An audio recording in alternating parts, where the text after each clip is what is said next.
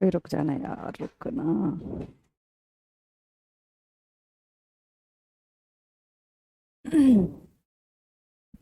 मैं कौन है?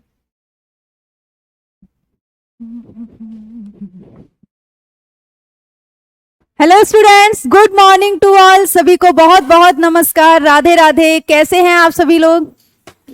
कैसे हैं आप सभी लोग? शिवानी गौतम, विवेक कोहली, सिंधु कुमारी, रावण, प्रिंसी शुक्ला, अपना बलिदान भारत माता के नाम, संदीप। कैसे हैं आप सभी लोग? Good morning to all. Comments को स्विप करना चल नहीं रहा है। दानिश, नमस्कार। विशाल बाबू, दीपक कुमार। चलिए जल्दी से आप सभी लोग आ जाइएगा, फिर हम क्या करते हैं, अपने कार्यक्रम को आगे लेके चलते हैं। संदीप पूछ रहे हैं मैम कल क्लास क्यों नहीं हुई थी? बेटा कल, हाँ मैं बहुत अच्छी हूँ शिवानी। आकांश, आकांश गुप्ता, राधे राधे, अच्छी हूं मैं। चलिए जल्दी से आप सभी लोग आ जाइएगा। सभी को मेरा प्यार भरा नमस्कार। जल्दी से आप सभी लोग आ जाइएगा। बाकी हाँ, कल के लिए माफी चाहती हूँ, कल बेटा थोड़ी व्यस्त थी तो क्लास नहीं ले पाई आपकी। एक्चुअली कल मैं बाहर थी थोड़ा सा। नमस्कार चरणजीत सिंह, अभय, गुड मॉर्निंग, प्रीति मिश्रा। चलिए जल्दी से आप सभी लोग आ जाइएगा और फिर हम स्टार्ट करते हैं अपनी क्लास, ठीक है? उससे पहले आप लोगों के लिए बिजी इन द सेंस, कल दादी का ऑपरेशन था तो मैं हॉस्पिटल में थी, ठीक है? तो चलिए आ जाते हैं, एक बार वापस आ जाते हैं अपनी क्लास पे। बाकी सारी चीजें चलती रहेंगी। अभी अभी क्लास में आई हूं मैं, असर अंसारी। चलो आपको एक शायरी सुना दी जाए छोटी सी। दो मोटिवेशनल लाइन आपके लिए है बेटा। जीतने के लिए बस जुनून चाहिए, जीतने के लिए बस जुनून चाहिए, उबलता हुआ खून चाहिए।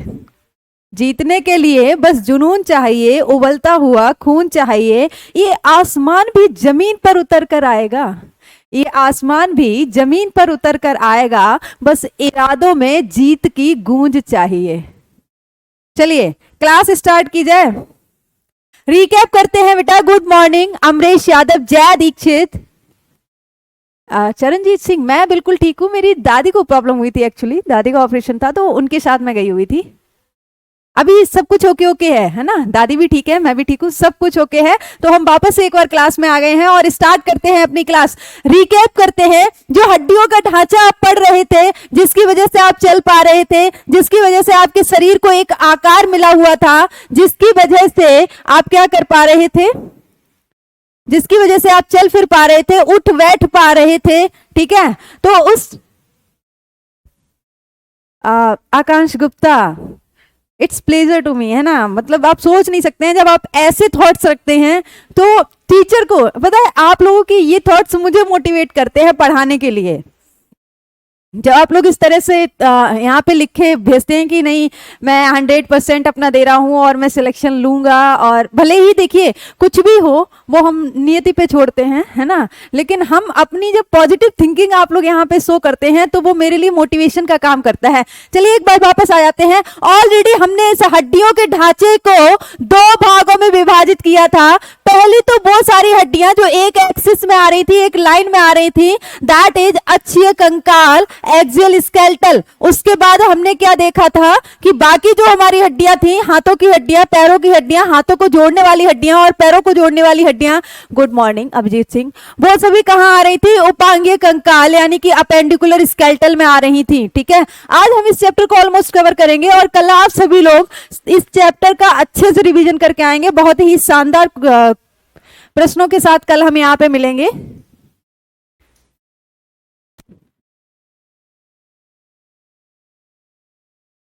चलिए एक बार आ जाते हैं बेटा। ऑलरेडी आपको बताया जा चुका है जो आपकी स्कल है, वाइट, ऑलरेडी आपको बताया जा चुका है जो आपकी स्कल है, ठीक है? स्कल जो है, स्कल को कंकाल लिख दिया।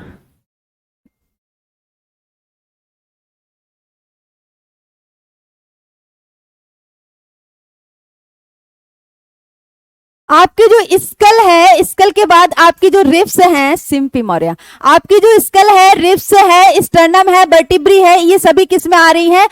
एक्सियल स्केलेटल में आ रही हैं। किस में आ रही है बेटा? एक्सियल स्केलेटल में आ रही हैं। ऑलरेडी हम सारी बोन्स पढ़ चुके हैं, लेकिन एक बार थोड़ा डिटेल में जाके देख लेते हैं। तो जब हम थोड़ा अंदर जाके देखेंगे तो सबसे पहली चीज, अच्छा बेसिकली स्कल में सारी चीजें इंक्लूड हैं, ठीक है। स्कल में जो है वो ईयर ऑसिकल भी आ जाएंगे, हायोड भी आ जाएंगे, लेकिन कहीं कहीं केवल और केवल स्कल में क्या क्या इंक्लूड किया गया है? फेशियल बोन और आपका क्रेनियम बोन, ठीक है। फेशियल बोन और मेनली अगर हम बात करेंगे मुख्यतः तो फेशियल बोन और क्रेनियम ही आपकी स्कल है, ठीक है। लेकिन इसके अलावा ईयर ऑसिकल और हायोड को भी स्कल में ही इंक्लूड किया गया है। गर्मी क्यों लग रही है भाई?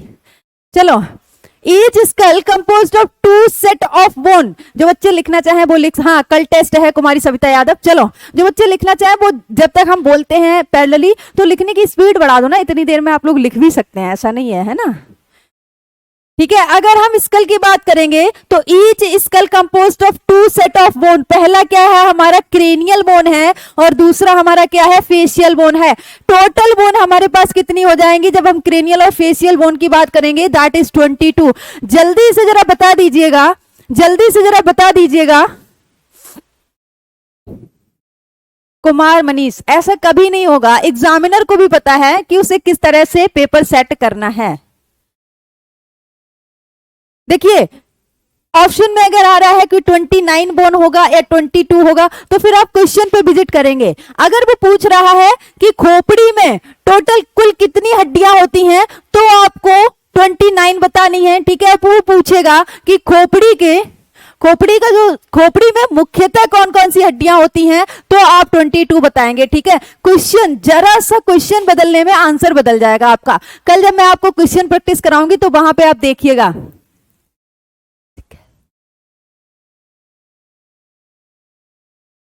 अभयराज, बिल्कुल सिलेक्शन होगा भाई।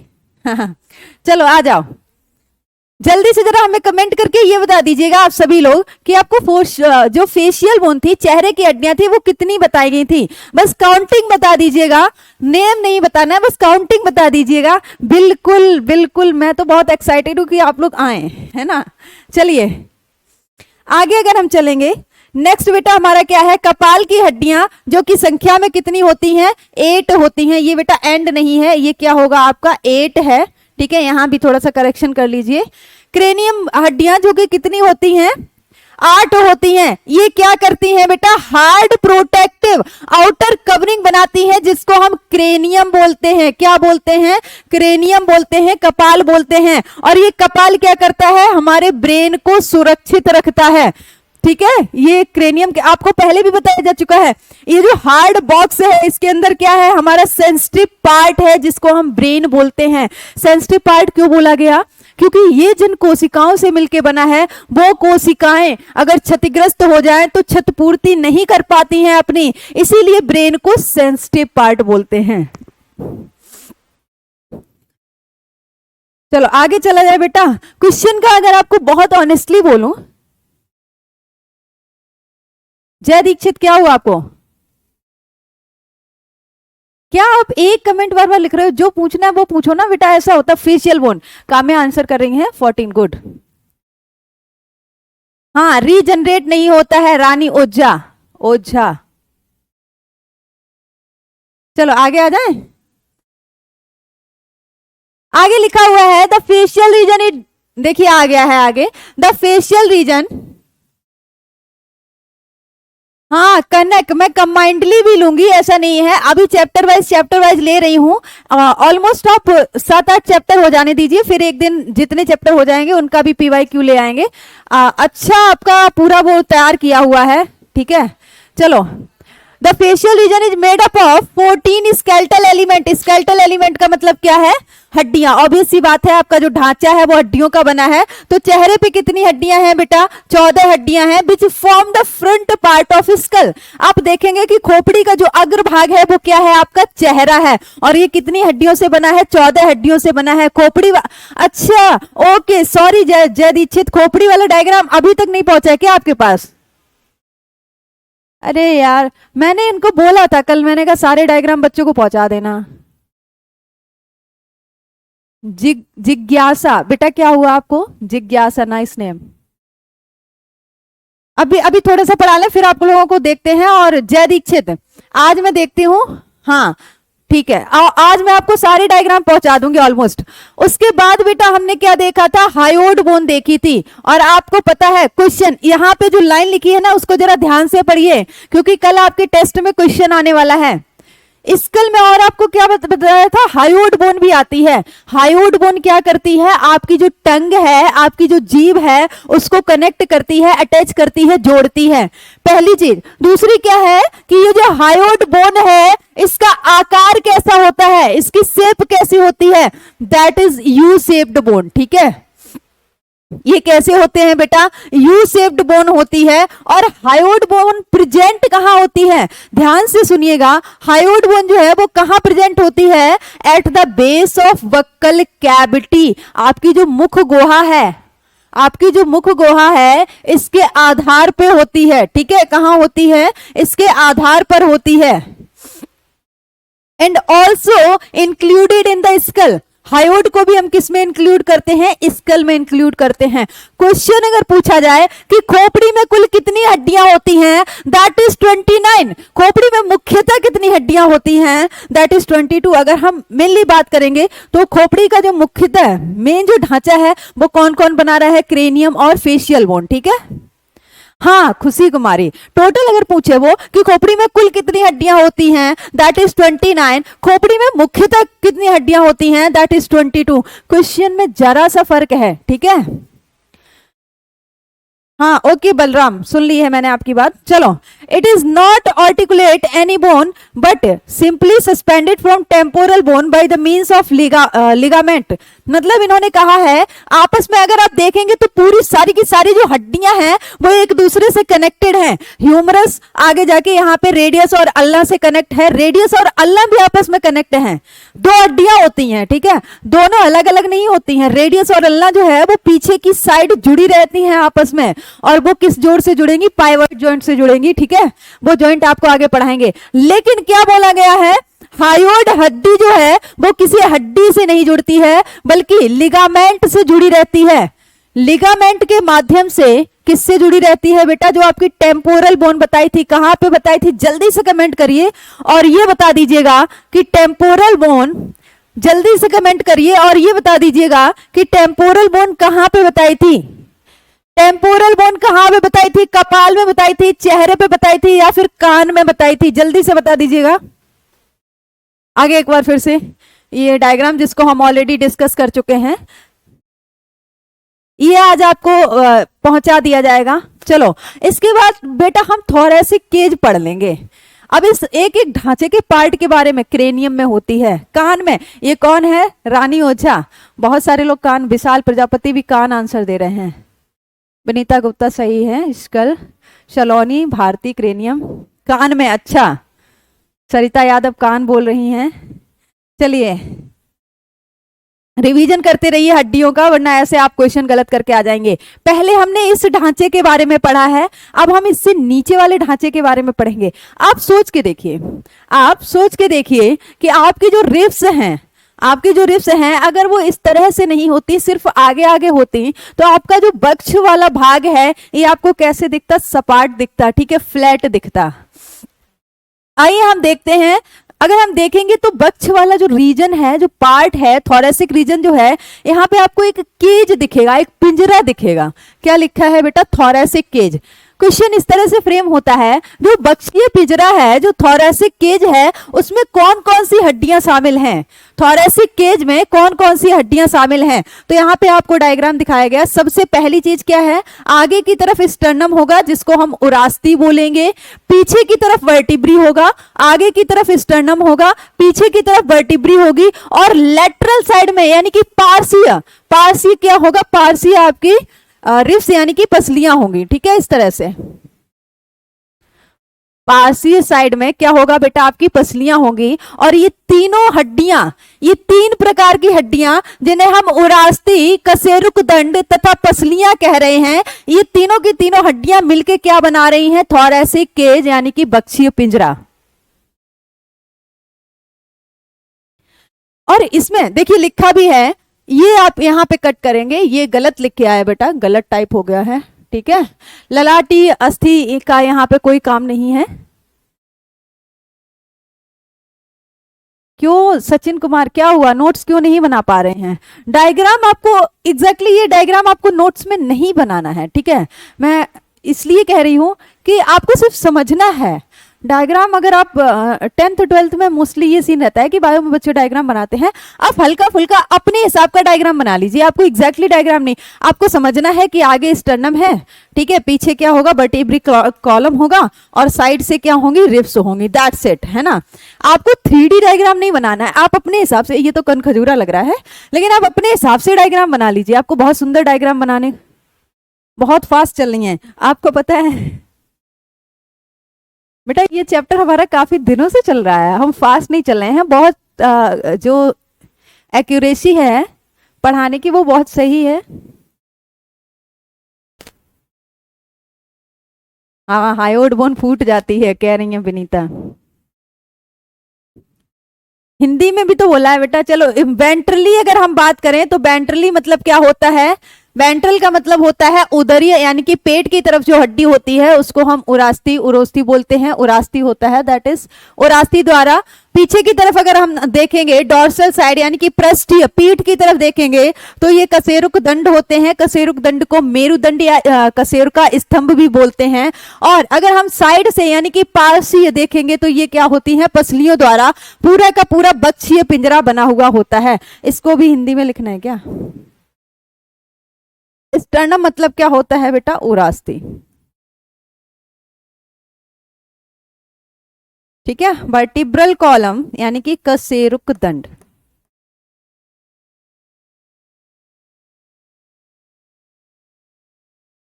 रिस अगर हम देखेंगे दैट इज पसलियां।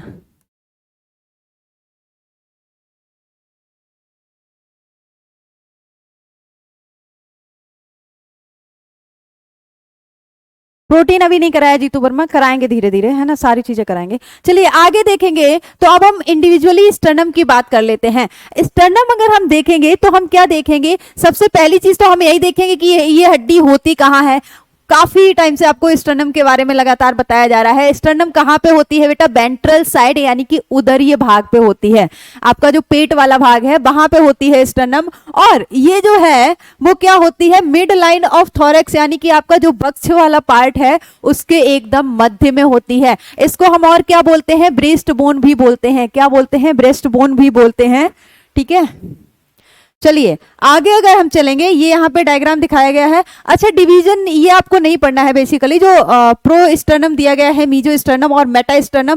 प्रो का मतलब क्या है, स्टर्नम का जो ऊपर वाला भाग है, ठीक है। मीजो मतलब क्या है, जो मध्य वाला भाग है। और मेटा मतलब क्या है, जो सबसे नीचे ये वाला जो भाग है। तो इसको इस तरह से डिवाइड किया गया है जो कि आपके लिए इंपॉर्टेंट नहीं है। आप सिर्फ प्रो मीजो मेटा, यहां से क्वेश्चन फ्रेम नहीं होगा, इतना डीप नहीं जाएगा एग्जामिनर। ये एक्चुअली मेरे नोट्स का है इसलिए उसमें इतना डिवीजन लिखा हुआ है। चलो कोई नहीं, आगे हम रिफ्स की बात कर लेते हैं। बहुत सारे बच्चे, सचिन कुमार कह रहे हैं कि मैम हैंड रिटन पढ़ाइए। चलिए ठीक है, मैं इस पर थोड़ा सा डिस्कशन कर लेती हूँ। कुछ चैप्टर ऐसे हैं जो एकदम लर्निंग चैप्टर हैं जिनमें कोई कॉन्सेप्ट नहीं है, और बाकी यहाँ पे जो समझाना है वो मैं आपको प्रॉपरली समझा रही हूँ। बाईलिंगुअल सारे चैप्टर लिख के दे पाना और समय पे कोर्स कंप्लीट करवा पाना जिससे आपका रिवीजन हो पाए, ये थोड़ा पॉसिबल टाइप का नहीं लग रहा है। सचिन मैं आपकी बात से सहमत हूँ, और मैं कुछ कुछ चीज़ें आपको कुछ कुछ चैप्टर ही पीपीटी से पढ़ाऊंगी, बाकी चीज़ें हम कोशिश यही रहेगी कि आपको हैंड रिटन ही दे दें सारा सिलेबस, है ना। सारा सिलेबस तो नहीं हो पाएगा मैम। अच्छा पीछे करें, पीडीएफ कब आएगा? पीडीएफ तो डेली डेली आपको सेंड होता होगा ना, डेली की क्लास का। ये एक्चुअली ऐसा चैप्टर है सचिन जी कि इसको आप लर्निंग चैप्टर बोल सकते हैं एक, है ना। बाकी जो कॉन्सेप्ट है कि कौन सी हड्डी कहाँ होती है, किससे जुड़ी होती है, वो सारी चीजें हम यहाँ पे आपको एक्सप्लेन कर रहे हैं। अच्छा प्रिंसी शुक्ला कह रहे हैं भैया गलत टाइप करते हैं, मैम कुछ करें। ठीक है कुछ करती हूँ मैं।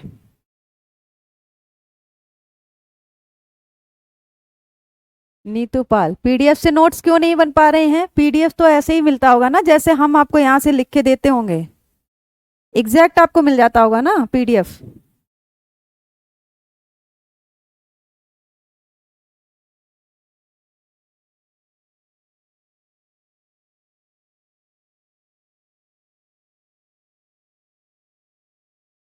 चलो आ जाओ, अच्छा ठीक है, अभी आ जाओ। लेकिन मुझे लगता नहीं है बेटा, मैंने भी ऑनलाइन क्लासेस की हैं, पीडीएफ से कोई दिक्कत नहीं होनी चाहिए नोट्स बनाने में। आप लोग शैतानी कर रहे हैं ना।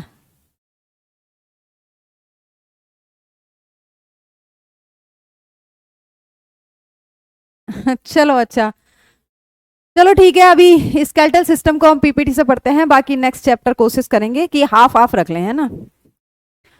मेरे हिसाब से ये एक लर्निंग चैप्टर था, इसलिए ये आइडिया मेरे दिमाग में आया कि हम ये कर लेते हैं। आगे हम रिफ्स की बात कर लेते हैं।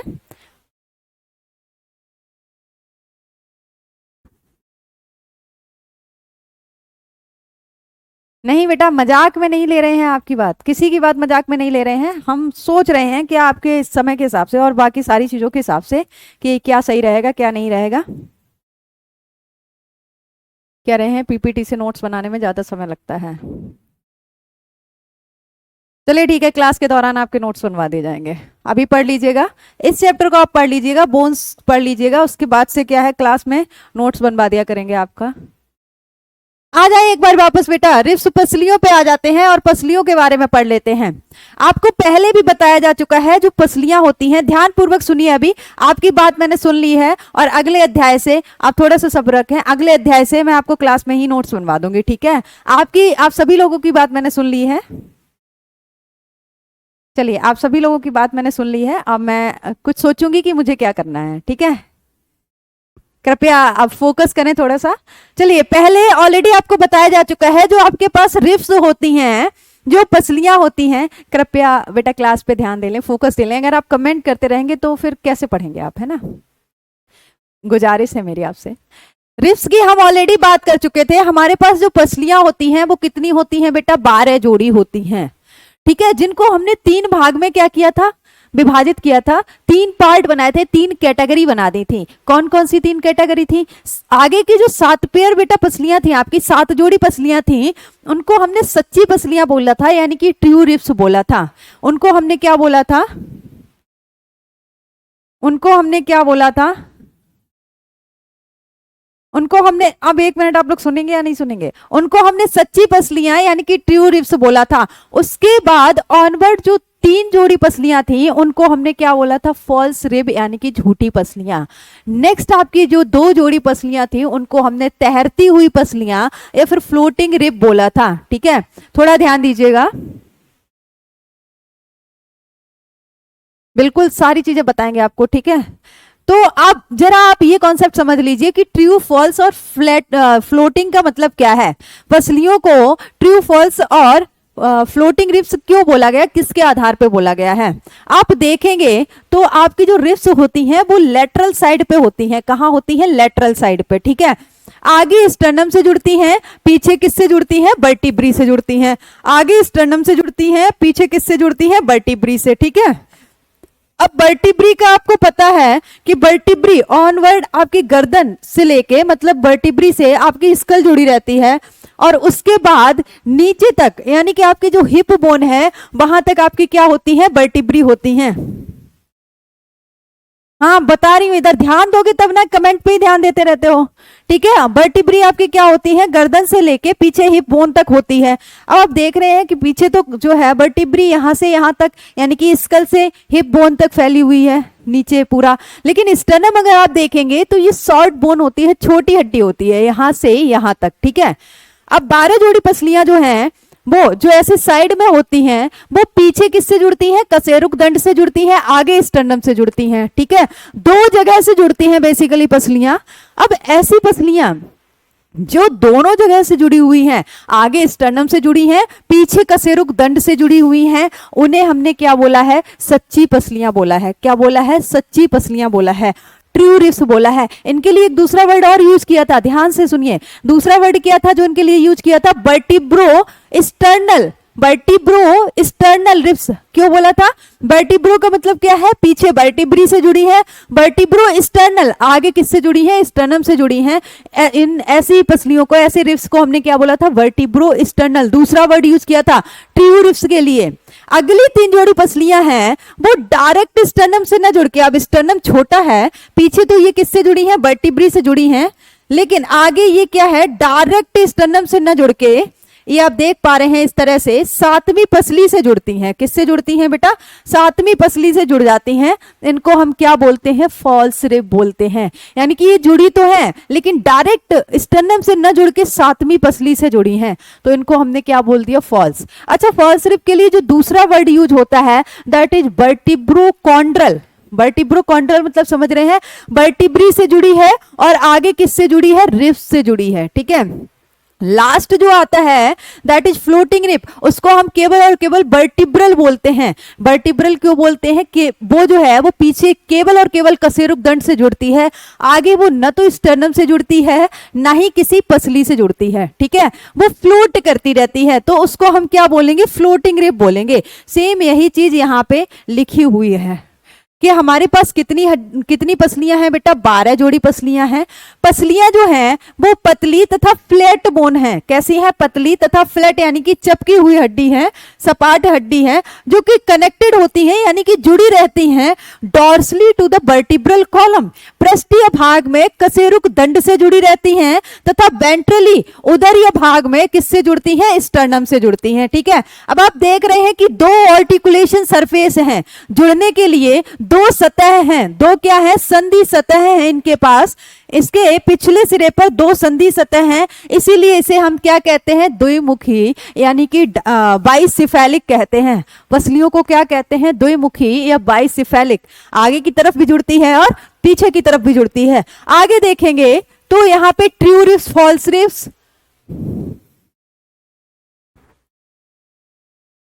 ट्रू रिब्स, फॉल्स रिब्स और आपका क्या है? फ्लोटिंग रिब्स, तीनों का यहाँ पे रिप्रेजेंट किया गया है। एक चीज याद रखिएगा, एक चीज याद रखिएगा, जो रिब्स है स्टर्नम से जो जुड़ती है और वर्टिब्रल कॉलम से जुड़ती है।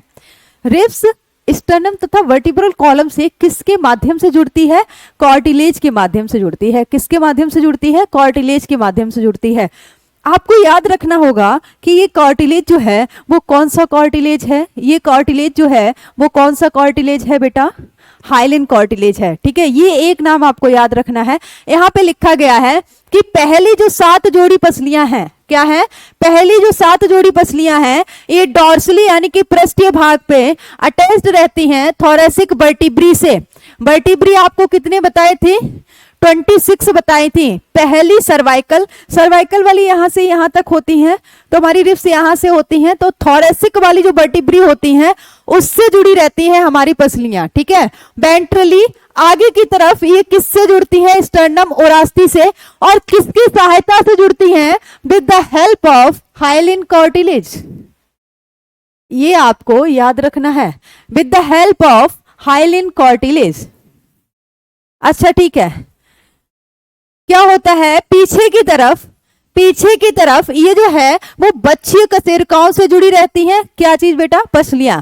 पीछे की तरफ किससे जुड़ती हैं? बच्छिय कशेरुकाओं से, यानी कि थोरैसिक वर्टिब्री। और आगे की ओर किससे जुड़ती हैं? हाइलिन उपास्थि की सहायता से उरास्ती से जुड़ती हैं। किससे जुड़ती हैं? उरास्ती यानी कि स्टर्नम से जुड़ती हैं।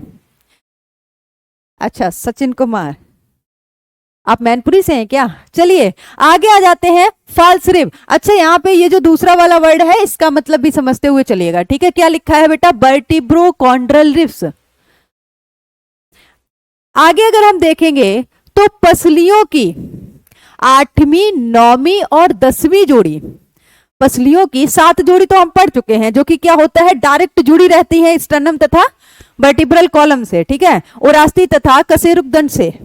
आगे अगर हम देखेंगे तो पसलियों की आगे वाली जो 3 जोड़ी पसलियां हैं, 8वीं, 9वीं और 10वीं जोड़ी, सीधे उरास्ती से नहीं जुड़ती। यही आपको बताया था। क्या बताया था? डायरेक्ट स्टर्नम से नहीं जुड़ती, बल्कि हाइलिन उपास्थि की सहायता से 7वीं पसली से जुड़ी रहती हैं। ठीक है, किससे जुड़ी रहती हैं? 7वीं पसली से जुड़ी रहती है। एक एक चीज अखिलेश यादव को रियल में देखा है, तेज प्रताप को भी देखा है, और किसी को नहीं देखा है। अखिलेश यादव और तेज प्रताप को देखा है।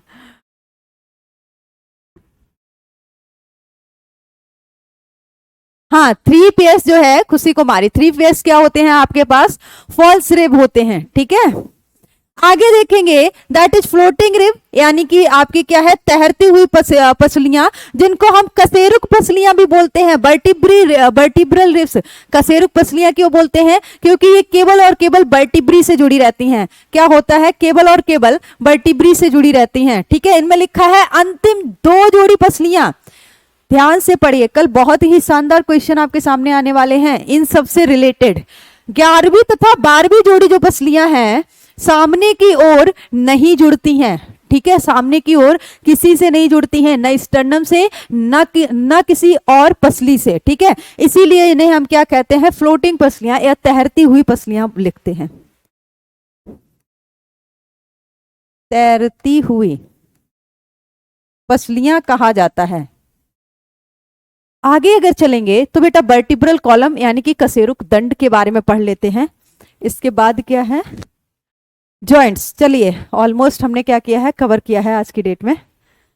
हम जॉइंट्स पे आ जाएंगे फाइनली।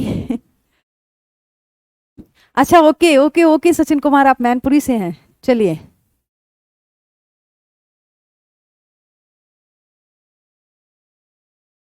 हाँ मैम, तीन जोड़ी पसली पसली से जुड़ी होती हैं। अब आप पूछ रहे हैं, देखिए हाँ बेटा, जो तीन जोड़ी पसलियां हैं ना आपकी 8वीं 9वीं और 10वीं, ये किससे जुड़ी रहती हैं? 7वीं पसली से जुड़ी रहती हैं, ठीक है। तीनों की तीनों इस तरह से, मान लो ये आपकी क्या है? 7वीं पसली है, तो बाकी जो तीन जोड़ी पसलियां होंगी वो ऐसे जुड़ी रहेंगी इस वाली पसली से, है ना। ऐसे आके इस वाली पसली से जुड़ी रहेंगी। और ये कहां जुड़ी रहेगी? स्टर्नम। स्टर्नम मान लो, क्या हुआ?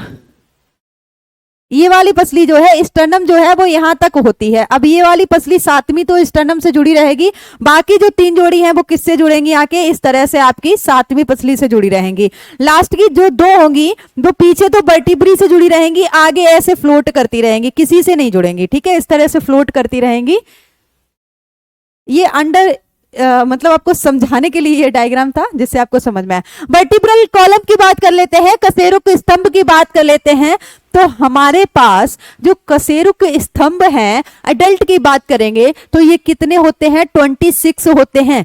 बेटा ये डिस्क शेप होते हैं, हॉलो डिस्क होती है, ठीक है। क्या होती है? इस तरह से हॉलो डिस्क होती है, और साइड पे जैसे इस तरफ एक तरफ उंगली निकली है, दूसरी तरफ भी इस तरह से हड्डियां निकली होती हैं। और ये जो आपको हॉलो डिस्क दिख रही है, इसके बीच में जो स्पेस होता है ना, इसमें क्या होता है? एक रॉड लाइक नर्व्स पड़ी रहती है, जिसको हम स्पाइनल कॉर्ड बोलते हैं, यानी कि रीढ़ की हड्डी बोलते हैं।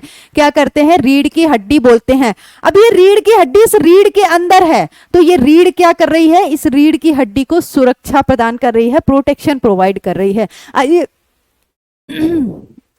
आइए पढ़ लेते हैं एक बार। और ये आपके पास जो 26 कशेरुक दंड हैं, जो कि एक के ऊपर एक इस तरह से होते हैं, तो ये किसके माध्यम से जुड़ते हैं? कॉर्टिलेज के माध्यम से जुड़ते हैं। इसीलिए यहाँ पे जो जोड़ होता है उसको हम कॉर्टिलेजिनस जोड़ बोलते हैं, यानी कि उपास्थि, हाँ जंजीर की तरह होती हैं। क्या लिख रही हैं सचिन कुमार? अरे बेटा, क्या किस तरह के क्वेश्चन पूछ रहे हो? मैं मैनपुरी से ही हूं। चलो आ जाओ। अब vertebral column is formed by 26 spirally arrange unit. Spirally मतलब आपने वो स्पाइरल नोट्स देखे हैं कभी? एक एक के ऊपर एक, एक ऊपर एक, इस तरह से, है ना।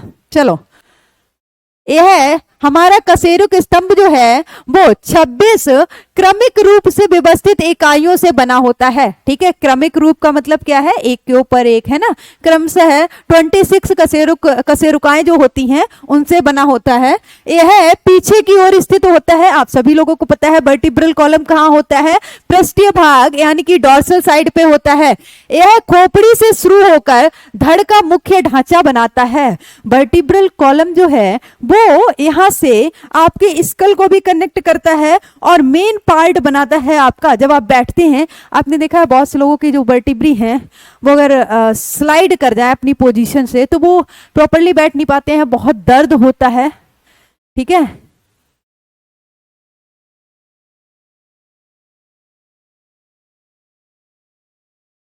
अब ये जिसने ये ढांचा बनाया होगा उससे जाके पूछना है कि आपने ऐसे ही क्यों बनाया है।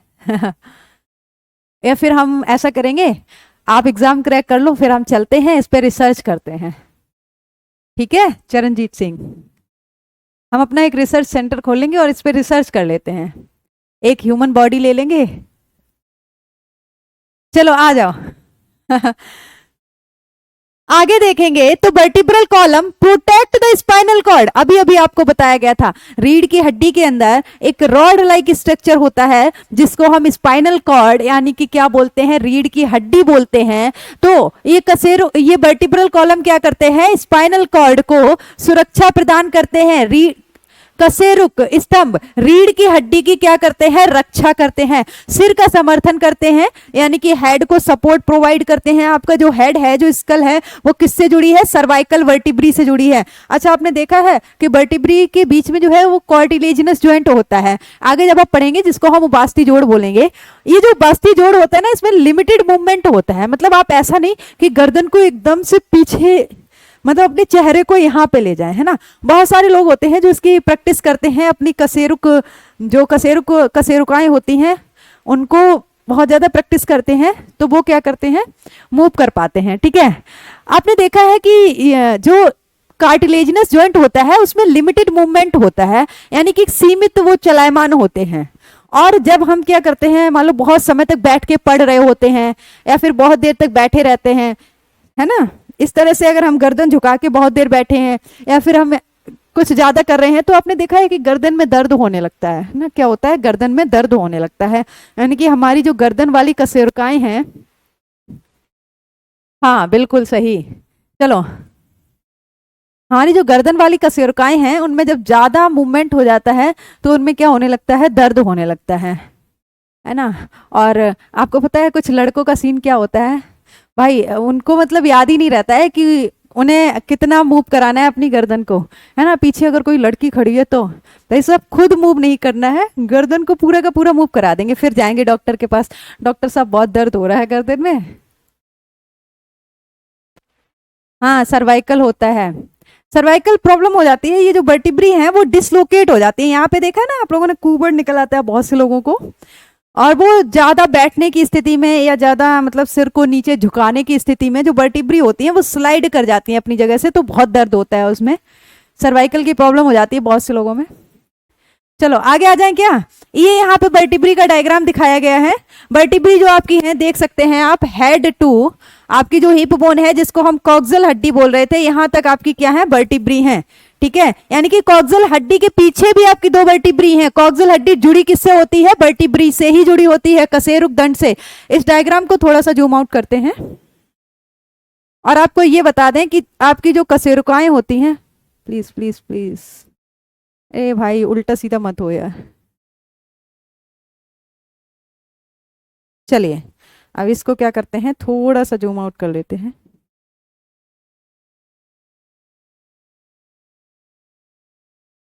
आ जाइएगा, आप देख लेते हैं। सॉरी, ये जो वर्टिब्री होती है वो कितनी होती है बेटा, 26 होती है। अगर हम एडल्ट की बात करेंगे, बच्चों में कितनी होती है, ये 33 होती है। ये एडल्ट में है और ये किस में है, चिल्ड्रंस में है। ठीक है, एसी हाँ हाँ जय दीक्षित, इसको सीरियसली नहीं लेना है। तो इसमें गलत कुछ नहीं है, ठीक है, इसको सीरियसली नहीं लेना है, मजाक कर रही थी मैं, सॉरी फॉर दैट भाई आप लोग ने।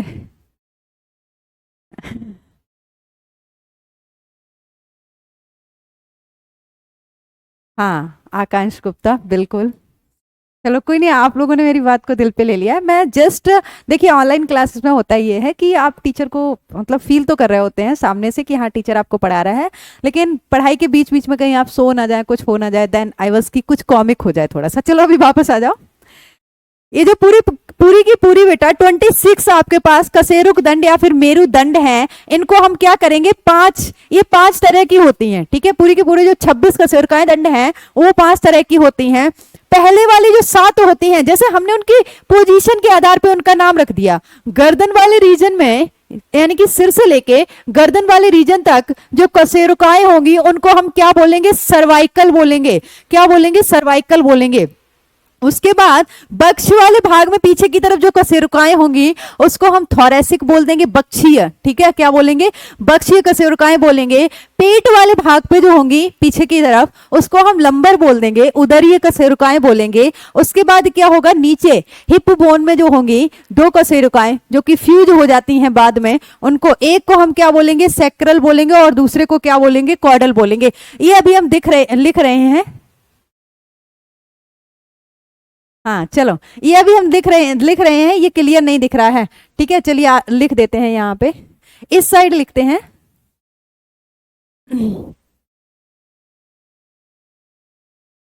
सर्वाइकल आपके पास कितनी है बेटा? 7 है। थोरेसिक आपके पास कितनी है? 12 है। लंबर आपके पास कितनी है? 5 है।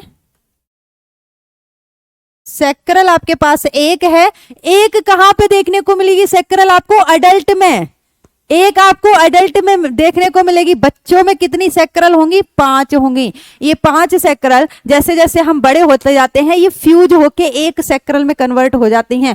और सबसे नीचे वाली वर्टिब्री जहां पे हमारे पूर्वजों की पूंछ जुड़ी होती थी, क्या होता था? हमारे पूर्वज जो थे एप और मंकी, एप्स और मंकी जो हमारे पूर्वज हुआ करते थे, उनकी पूंछ किससे जुड़ती थी? कॉकिक्स वर्टिब्री से जुड़ती थी। ठीक है, कॉर्डल।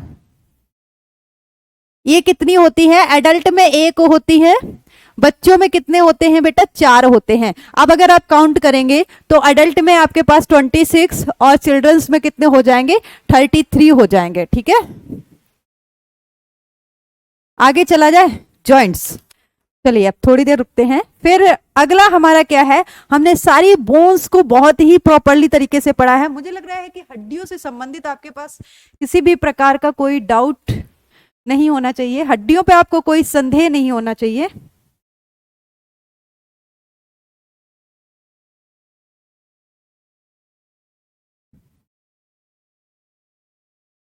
हड्डियों पे आपको कोई भी संदेह नहीं होना चाहिए।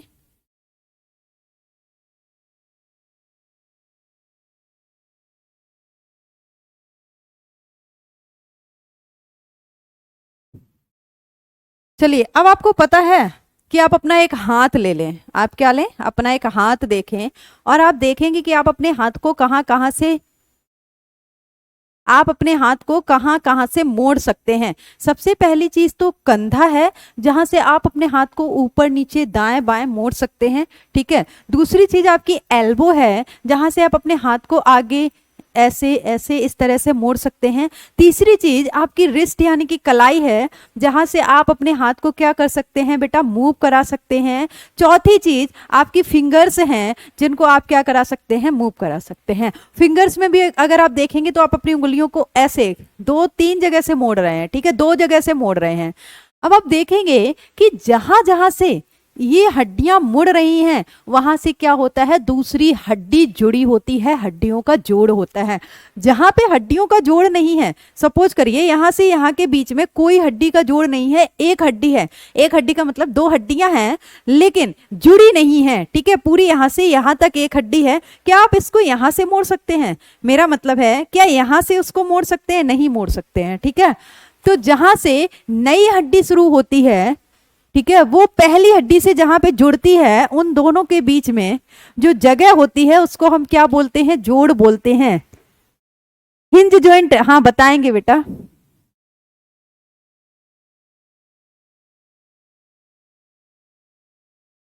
Thank you Prince Shukla. चलो ठीक है, तो जोड़ों के बारे में हम पढ़ लेते हैं। जैसे आप देख रहे हैं ना कि पसलियां स्टर्नम यानी कि उरास्थी से जुड़ रही हैं, पीछे कशेरुक दंड से जुड़ रही हैं, स्कल आपकी कशेरुक दंड से जुड़ रही है, क्रेनियम की जो 8 हड्डियां बताई थी वो आपस में जुड़ रही हैं, चेहरे की हड्डियां जुड़ रही हैं, हाथ जो है वो कंधों की हड्डियों से जुड़ रहा है, पैर कॉक्सिल से जुड़ रहा है।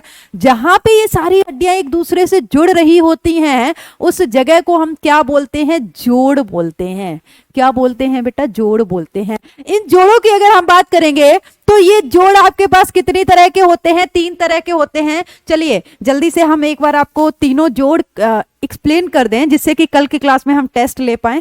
ठीक है, कल कल हमें टेस्ट लेना है हाउ एनी कॉस्ट, तो हम एक बार तीनों जोड़ एक्सप्लेन करते हैं, उसके बाद क्लास ओवर करेंगे। ये कैसा सवाल है, मेरा एम नहीं है एक्चुअली, अमित है ना, मेरा वो एम नहीं है।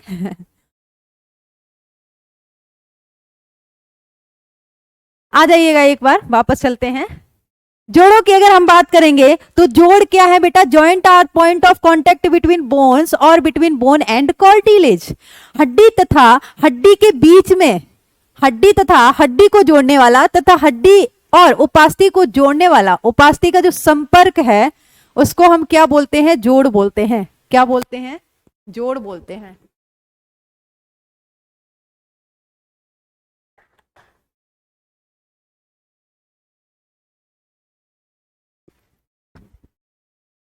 हाँ, ऑलमोस्ट ऑलमोस्ट जोड़ और डिसऑर्डर यानी कि बीमारियां बची हुई हैं प्रिया भारती, ठीक है। बीमारियां हम कल कवर करेंगे और कुछ जोड़ भी कवर कर लेंगे। ये ऑलमोस्ट 10-15 मिनट का टॉपिक है, उसके बाद हम प्रश्नों का अभ्यास करेंगे। जोड़ की अगर हम बात करेंगे तो आप देखेंगे कि जो जोड़ हैं वो संरचना के आधार पर तीन तरह के होते हैं। संरचना के आधार पर तीन तरह के होते हैं। पहला हमारा फाइब्रस यानी कि रेशेदार जोड़, दूसरा कार्टिलेजिनस उपास्थीय जोड़, तथा तीसरा हमारा क्या होता है, साइनोबियल जोड़। तीन जोड़ होते हैं। तो आप पानी पी लीजिए, चलिए। हाँ, गुड रानी ओझा। फाइब्रस, कार्टिलेजिनस तथा साइनोबियल जोड़, तीन तरह के जोड़ होते हैं, रेशेदार, उपास्थीय और साइनोबियल। अच्छा, इनको कैसे इनका नाम रखा गया है? सबसे पहली चीज, जो रेशेदार जोड़ होता है, जो रेशेदार जोड़ होता है ये इमूवेबल होता है, अचलायमान होता है। ये जोड़ उन हड्डियों के बीच में उपस्थित होगा जो हड्डियां मूव नहीं करती हैं। जैसे कि आपने देखा है कि आपकी कलाई वाली हड्डी में जो जोड़ है उसको आप क्या कर सकते हैं, मूव करा सकते हैं, वहां पे रेशेदार जोड़ नहीं होगा। रेशेदार जोड़ अचलायमान जोड़ है, ये उन हड्डियों के बीच में होगा जो मूव नहीं कर रही होंगी। जैसे कि आपने देखा है ये पूरा का पूरा जो ढांचा है जिसको हम कपाल बोलेंगे, क्रेनियम बोलेंगे, इसमें 8 हड्डियां हैं। कितनी हड्डियां बताई थी आपको? 8 हड्डियां बताई थी। ध्यान से सुनिए, मैं बाद में देखूंगी, कमेंट में बाद में देखूंगी। ओके, अमरीश यादव, 8 हड्डियां होती हैं, लेकिन ये 8 हड्डियां आपस में जुड़ी भी होती हैं। आपने देखा है, क्या आप अपने फोरहेड को मूव करा सकते हैं? नहीं करा सकते हैं। क्या आप अपनी स्कल के इस वाले पार्ट को इधर ला सकते हैं? नहीं ला सकते हैं। मतलब कि क्रेनियम बोन जो है, स्कल कपाल की जो हड्डियां हैं, जो 8 हड्डियां आपको बताई थी, उनके बीच में कौन सा जोड़ होगा? रेशेदार जोड़ होगा। दूसरा हमारा उपास्थीय जोड़ होगा जिसमें लिमिटेड मूवमेंट होता है, ठीक है। मतलब आप पूरी तरह से जिसको नहीं मूव कर सकते हैं, थोड़ा बहुत मूव कर सकते हैं, जैसे कि आपकी वर्टिब्री है, ठीक है। दूसरा आपका साइनोबियल। साइनोबियल जोड़ एक ऐसा जोड़ है जिसको हम परफेक्टली मूवेबल बोलते हैं, यानी कि ये पूरी तरह से चलायमान होता है। आपके हाथों के बीच में, आपके कंधे तथा हाथ के बीच में, एल्बो वाला जॉइंट, घुटने का जॉइंट, ये सारे के सारे जॉइंट आपके किस में आ जाएंगे? साइनोबियल। कौन से पर्टिकुलर जॉइंट को हम क्या नाम देते हैं, ये सारी चीजें आपको एक एक करके पढ़ाई जाएंगी। सबसे पहली चीज हम यहाँ पे परफेक्टली मूवेबल का उदाहरण देख लेते हैं। परफेक्टली मूवेबल यानी कि पूरी तरह से चलायमान जो जोड़ होता है वो कौन सा होता है? साइनोबियल जोड़ होता है। अच्छा, डाईऑर्थोसिस, ये वर्ड अगर आप नहीं भी याद रखेंगे तो काम चल जाएगा, ठीक है। परफेक्टली मूवेबल के लिए ये डाईऑर्थोसिस वर्ड यूज किया गया है। आगे हमारा क्या है? इम्परफेक्टली मूवेबल, आंशिक रूप से चलायमान जो जोड़ होता है वो कौन सा होता है? उपास्थीय जोड़ होता है। और इमूवेबल जो होता है,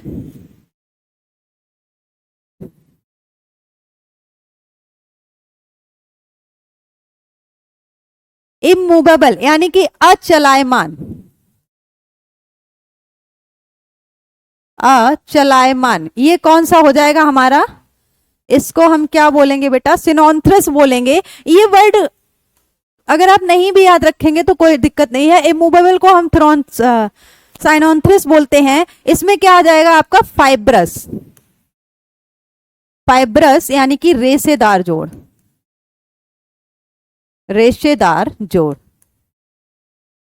चलिए अब आपको एक चीज बता दें, एक एक करके हम सारे जोड़ पढ़ेंगे कि कार्टिलेजिनस का उदाहरण आपसे पूछा जाता है कि वर्टिब्रे के बीच में कौन सा जोड़ होता है, पसलियों तथा स्टर्नम के बीच में कौन सा जोड़ होता है, खोपड़ी की जो हड्डियां हैं उनके बीच में कौन सा जोड़ होता है, और उनके बीच में जो जोड़ होता है उसको क्या बोलते हैं, कंधे के जोड़ को क्या बोलते हैं, कोहनी के जोड़ को क्या बोलते हैं, कलाई में जो जोड़ होता है उसको क्या बोलते हैं, इस तरह से नाम दिए जाते हैं। हाँ, डायग्राम के लिए आज मैं बोल दूंगी। और अब हमारे पास सिर्फ जॉइंट पढ़ने हैं हमें, और कुछ डिसऑर्डर हैं जैसे कि हड्डियों से संबंधित ऑस्टियोपोरोसिस, हड्डियों का कमजोर होना, तथा गॉट जिसको हम गठिया बाई बोलते हैं, इस तरह की एक दो बीमारियां हैं जो आपको पढ़नी है। लेकिन आपको बता दें कि कल आपको रिवीजन के साथ ही आना है, कल आपको रिवीजन के साथ ही आना है, कल टेस्ट होगा, ठीक है। इन चीजों के साथ साथ कल हमारा टेस्ट भी होगा स्केलेटल सिस्टम का। ये बेटा हार्डली 10 मिनट का टॉपिक होगा जिसे हम कवर करेंगे। आफ्टर दैट हम क्या करेंगे, कल स्केलेटल सिस्टम का टेस्ट भी करेंगे यहाँ पे। तो सभी लोग रिवीजन के साथ आएंगे, और थैंक यू सो मच कि आप लोग क्लास में कंटिन्यू बने रहे। बाकी चीजें हमने देखी हैं, जो भी प्रॉब्लम आ रही है हैंड रिटन वगैरह वगैरह की, उसको हम सॉर्ट आउट करेंगे।